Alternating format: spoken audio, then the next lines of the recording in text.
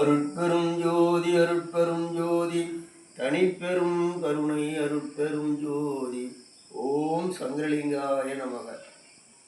அகக்காம குழியில் விழுந்து கிடந்த அருணகிரிக்கும் அருள் கொடுத்தேன்.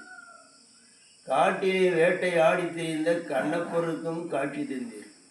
வழிப்பறி கொள்ளையே தொழிலாய் கொண்ட வால்மீகரையும் வழிந்தழைத்தேன். அதுபோல் ஆள் விட்டெடுத்து என்னையும் ஆள் கொண்ட அற்புதனே சங்கரா. 3 வயதில் திருஞான சம்பந்தருக்கு முளைப்பால் கொடுத்தல் ஆட்கொண்டேன். உண்ம நோய் கொடுத்து திருநாவுக்கரசரை கூப்பிட்டு உடனே சேர்த்து கொண்டேன். தாலி கட்டும் வேலையில் சென்று தடுத்தால் கொண்டேன் சுந்தரரை.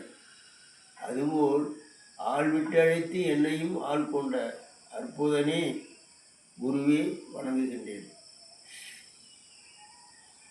குதிரை வாங்கச் சென்ற மாணிக்க வாசகரை குறுக்கே மறித்து ஆள் கொண்டேன். காலனையே காலால் உதைத்து காத்து நின்றேன் மாறு கண்டனுக்காய். கல்தூரை உடைத்து இரண்டனை சம்மாரம் செய்து ஆட்கொண்டேன் பிரகலாதனை. அதுபோல் ஆள் விட்டழைத்து என்னையும் ஆள் கொண்ட அற்புதனே அருள் சங்கரலிங்க குருவே. இது குரு வணக்கம்.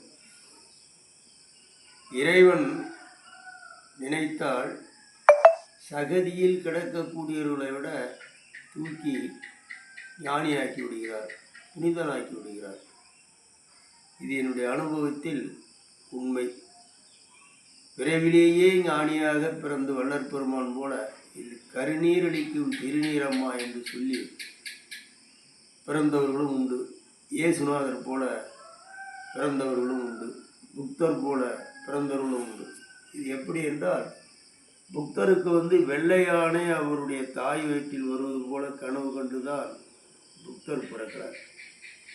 இயேசுநாதர் நட்சத்திரம் மாதா வயிற்றில் பிறந்தது போல் கனவு கண்டுதான் பிறக்கிறார். அப்போ தேவலோகத்தில் இருக்கக்கூடிய இறைவன் தேவர்கள் மனித உருவத்திலே பிறக்க வைக்க வேண்டும் என்று ஆண்டவன் நினைத்து வரக்கூடியவர்கள். அதே நேரத்தில் கண்ணப்பர் போல, வால்மீகி ரிஷி போல, அருணகிரிநாதர் போல பிறவியில் பல தவறுகள் செய்து கொண்டு வாழ்பவர்களை விட கொலை, புலால் உண்ணல், திருடுதல், பெண்கள் சம்பவம் இப்படி இருப்பவர்களை கூட ஆட்கொள்கின்றார். இது எப்படி என்று நாம் சிந்திக்க வேண்டியதாக இருக்கிறது. இதற்கு காரணம் முற்பிறவினுடைய வாசனை. இதைத்தான் இறைவன் எனக்கு உணர்த்துறார். முற்பிறவினுடைய வாசனை. அப்படி அதனால்தான் அப்பர் சுவாமி சொல்லுவார், அவன் அருளாலே அவன் தாள் வணங்கி, அவன் அருள் இருந்தால்தான் அவளை தாளை வணங்க முடியும் என்றும் சொல்லுவார். அதுக்கு வள்ளற் பெருமான் சொல்லுவார், நம்மால் முடியாதே என்று ஆன்மீகத்தை கண்டு பயந்து விடாதீர்கள். முயன்ற வரைக்கும் முயற்சி செய்யுங்கள், நினைத்து கொண்டிருங்கள். பிறவிகள் தோறும் படிப்படியாக மேல்நிலைக்கு இறைவன் உங்களை கொண்டு செல்லும்படியான பிறவி கொடுப்பார் என்று வள்ளற் பெருமான் சொல்கின்றார். அப்படி 63 நாயன்மார்கள் போல, 12 ஆழ்வார்கள் போல, முனிவர்கள், சித்தர்கள், யோகீஸ்வரர்கள், ரிஷிகள், ஞானிகள் போல நாம் ஆகவில்லை. ஆனாலும் கூட எப்படியும் இறைவனை நினைக்க வேண்டும், இறைவனுடைய சேர வேண்டும் என்ற எண்ணத்தை நினைத்து கொண்டே இருந்தால் அதற்கு சரிகை என்று பெயர். அடுத்த பிறவியில் கண்டிப்பாக கிரிய நிலையில் பிறந்து, யோக நிலையில் பிறந்து, திரும்ப ஞான நிலையில் பிறந்து, மேலான பேரின்ப உலகம் என்று சொல்லக்கூடிய அருள் உலகத்தை அடையலாம் என்பது முன்னோர்கள் நமக்கு சொல்லியிருப்பது என்னுடைய கருத்திலும் இறைவன் உணர்த்துவது. ஆகினால் நம்மால் பெரிய ஆன்மீகம் செய்ய முடியவில்லை, ஆனாலும் பெரிய தர்மம், தவம், யாகம், யோகம் செய்ய முடியவில்லை என்றாலும் கூட இறைவனை நினைத்து கொண்டாவது இருப்போம்.